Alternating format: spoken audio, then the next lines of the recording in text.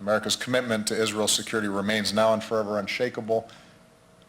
And I've said this before, it would be a fundamental moral failing if America broke that bond.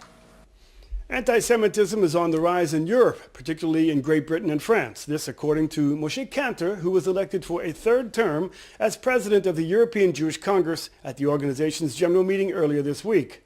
The grim warning was echoed by Roger Zuckerman, president of the Council of French Jewish Institutions, who added that the Jewish community was being targeted not just by Islamists, but also by the far right.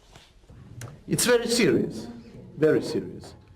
because every year 40% more in statistics. The last 3 years, 40% more. And I'm speaking about serious attacks, serious offensive events.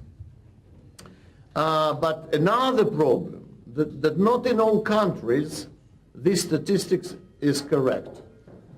For example, in Great Britain, it's done very professional. And they have the maximum anti-Semitic cases. Not because the situation is the worst in Europe, because they calculate correctly.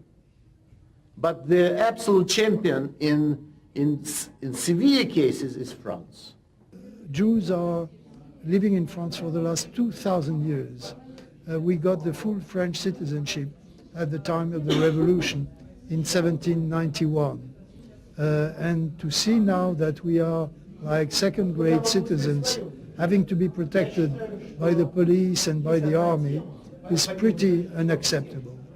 And this is not, as if it was not enough, we have also the danger of a growing extreme right political party, the Front National, which doesn't express any anti-Semitism as of today, but all the descendants of the collaborators of the Nazis during the Second World War are within this party, and it complements a very bad atmosphere for the Jews in France today.